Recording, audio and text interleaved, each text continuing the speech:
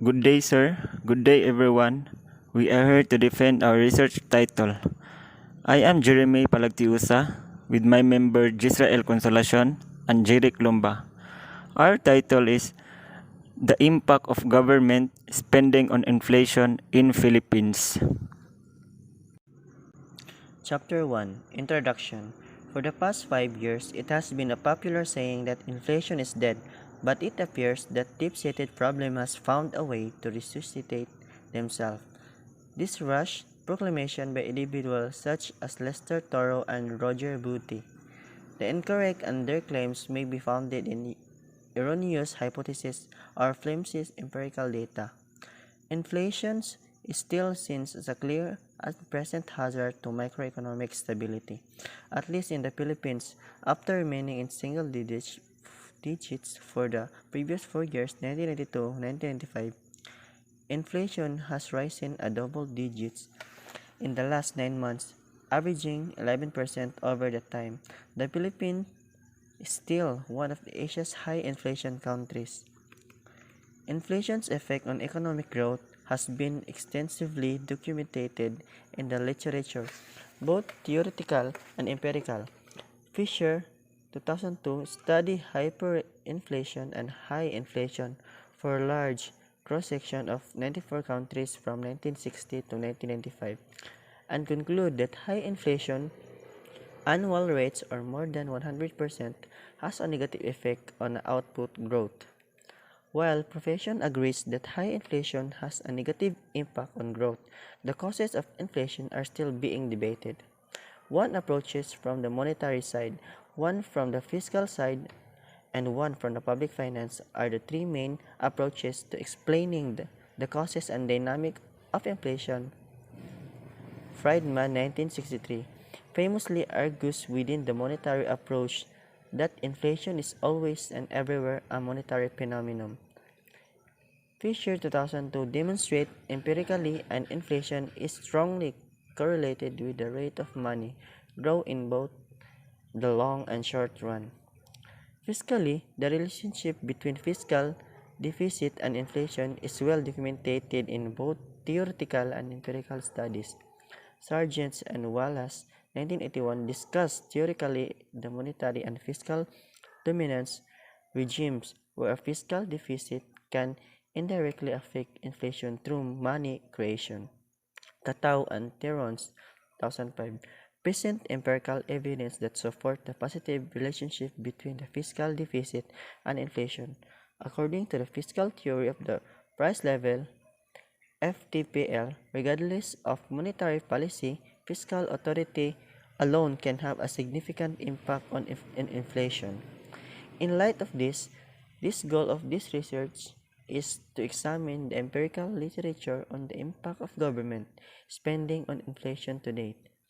The goal of this literature review-based study is to weigh an existing arguments about whether government spending has any effect on economic growth, inflation, or not, and further investigate whether government spending has a positive or negative impact on economic growth in inflation in case where these two case variables are linked. Understand the nature of government spending's impact on economic growth. If if any cannot be overstated in these times of low domestic and global growth rates, soaring public debt and governments borrowing the boost their spending and are attempting to revitalize their. The study hypothesis is that government spending has a positive impact on inflation in order to achieve this goal. The study is expected to add to the body of knowledge by ranking existing views of the impact of government spending on inflation across various study countries. This study concludes with a policymakers' recommendation on how government spending is likely to affect inflation. Aside from providing policy implication of the public expenditure growth relationship, this study also benefits the research community by complaining the related nature of the subject in an analytical manner, making related future studies easier. The document review methodology was used to achieve the study goal. Empirical studies on the impact government spending inflation were gathered from a variety of reputable journals. The literature was further classified based on its finding. Three distinct groups emerged. The first group consisted of studies that discover a positive relationship between the public spending and inflation, while the second group consisted of studies that discover a negative relationship between public spending and inflation. The third group consists of studies that found no significant impact of government spending on inflation.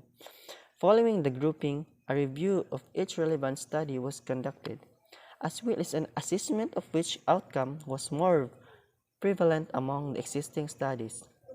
This paper attempts to explain the phenomenon of inflation in Philippines emerging economies using two of the three approaches mentioned above, namely fiscal policy and public. It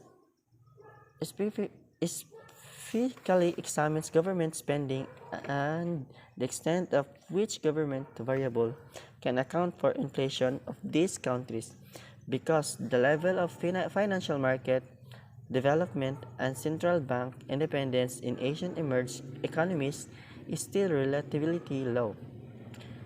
The fiscal policy and public finance approaches can be justified and preferred over the monetary approach. Another point of interest from the standpoint of fiscal policy is that government spending may be one of the factors contributing to rising inflation. Recent economist event has refocused the public and academic attention on the critical role of fiscal policy and determining inflation and stabilizing the economy. With nominal interest rates close to zero since the start of the global financial crisis in 2008, fiscal stimulus in the form of government spending has become a more popular tool used by governments to stabilize the stimulate economies. With additional aggregate demand generated by public sector, inflation can enter the picture quickly once the economies have recovered. The consequence may be even more severe in Asian emerging markets, where inflation dynamics differ from those developed markets unless rising inflation is well managed. There is also short-run dynamics between the two variables, ensuring that whenever inflation deviates from its long-run equilibrium level, this adjustment mechanism will drive inflation back to the long-run level.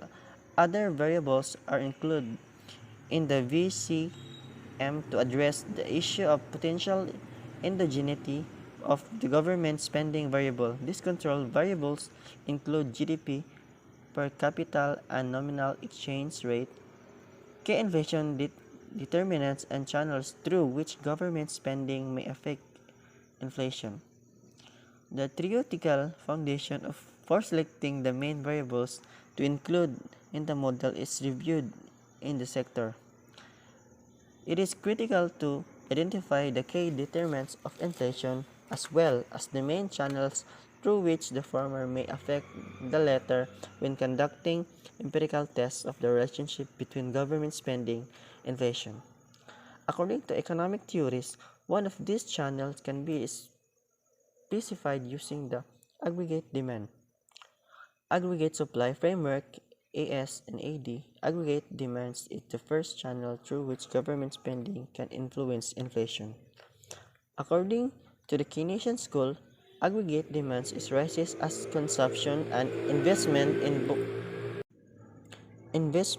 in both the public and private sector rise. Because aggregate supply is inelastic in the short run, and increased aggregate demands leads to higher prices in terms of aggregate supply. If the government borrows for more money by issuing bonds to fund its government spending, interest rates will rise. This crowding out effect may completely or partially offset an expansionary effect of the government spending on economy. If the crowding out effect is large enough, the government spending multiplier can even more negative, implying that increase in government spending causes a decrease in GDP. In addition, the accumulating debt, the governments can finance its spending by creating money. As the central bank expands its monetary base, the aggregate money supply expands, leading to increased credit supply and ultimately higher inflation, which leads to increased demand for money and establishment of a new equilibrium. Background of the study. Although a number of studies on the relationship between public spending and inflation have been conducted, it is difficult to say with certainty whether or not an increase in public spending is beneficial to inflation. Because of the lack of agreement on the result of previous empirical findings, this study is critical as we access the available empirical evidence from the 1980s to the present. Statement of the problem. The goal of this research is to see how government spending affects inflation. The research tried to answer the following critical question in order to gather all necessary knowledge, data, and information. First, to assess the impact of government spending on inflation in Region 10. Second is to provide forecast on inflation in Region 10. Significance of the study. The study findings will be advantageous to the following. Government and policymakers can benefit from this research. The government may modify spending, tax rates, or implementing tax incentives as a result of the findings. Fiscal policy refers to all of these policies taken together. The President and Congress are in charge of government expenditure and taxation. As a result, these elected government officials have significant impact on the economy. Economists benefit from this study as well because they believe that inflation occurs when the supply of money exceeds the demand for money. When inflation helps to raise consumer demand and consumption, which drive economic growth, it is considered as a positive. Conceptual framework. The table shows how government spending connect on inflation. Theoretical framework. This research is based on John Maynard Keynes' Keynesian theory of investment. Government expenditure, according to Keynesian theory, has a favorable impact on economic growth.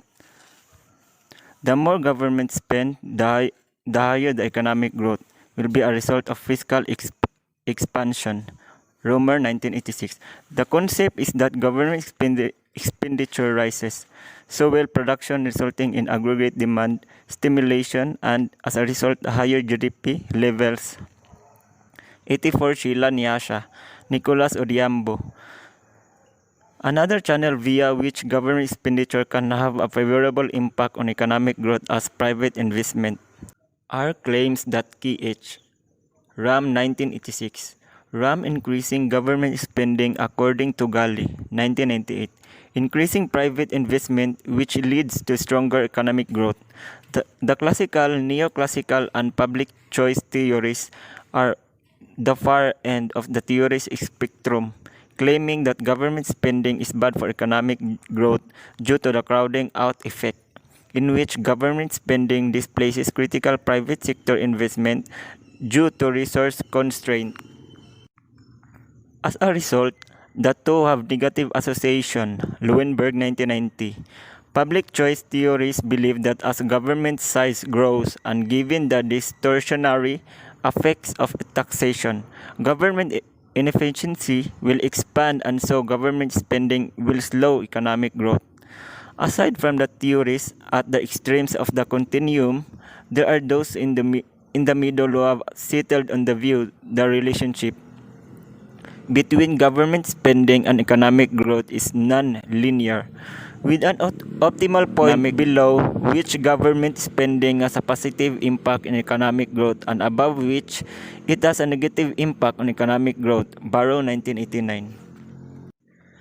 The middle ground viewpoint asserts that government plays an important role in a free and open society, and, and that government spending contributes to economic growth. M. Friedman, 1997. On the other hand, acknowledge that government spending rises from the optimal level of 15% of national income to 50%. The impact on economic growth tends to be negative. Is still in the middle. Based on expenditure Keynes, RAM 1986, found a compromise between Keynesian theory and public choice theory. Ace claims that according to RAM 1986, government spending on core areas has a beneficial impact on economic growth, whereas government spending on non-core sectors has negative impact. Limitation of the study. This study will be conducting during the fiscal year 2022, and the data to be used are limited to the data during fiscal year 2012 to 2021. Chapter 2, Review of Related Literature. This chapter contains a review of related literature, studies, and a summary of the major findings concerning the impact of government spending on inflation. This section presents is a selective review of theoretical and empirical literature on the relationship between government spending and inflation. A number of studies have been conducted to investigate the potential effects of government spending on other macroeconomic variables in the economy. Chapter 3 Methodology. This chapter discusses the research methodologies used in the thesis, such as the research design, research location, data sources, and statistical treatment. In research design, this study, which focuses on the impact of government spending on inflation, used quantitative correlation methods. Research locale. The study will be conducted in Region 10 Northern Mindanao, or Region 10, is a highly diversified region in the Philippines, resource-rich island of Mindanao. It is a highly diversified region that enjoys quality living and sustained economic growth. Vedic Industrial Estate, the country's largest The Vedic Industrial Estate, the country's largest industrial estate for light to medium industries, is located here. The area is also home to large multinational firms that have been operating for decades. Northern Mindanao, officially designated as Region 10, is an administrative region in the Philippines occupying the northern central section of Mindanao. It covers 5 provinces, namely Bukidnon, Camiguin, Lanao del Norte, Misamis Occidental, and Misamis Oriental. Its population as determined by the 2020 census was 5,022,768. This represented 19.13% of the overall population of the Mindanao Island Group, or 4.61% of the entire population of the Philippines. Based on these figures, the population density is computed at 246 inhabitants per square kilometer or 636 inhabitants per square mile. Data source. This study will use secondary data from the Philippine Statistical Yearbook and General Appropriations of the Philippines in the last 10 fiscal year 2012 to 2021. Statistical treatment. To be able to achieve the objective of this study, the researchers will employ time series analysis. A time series analysis is a method of studying a collection of data points over a period of time. Instead of capturing data points intermittently or arbitrarily, time series analyzers record data points at constant intervals over a predetermined length of time. Thank you all for your patience. It's been a pleasure being with all of you today. Thank you.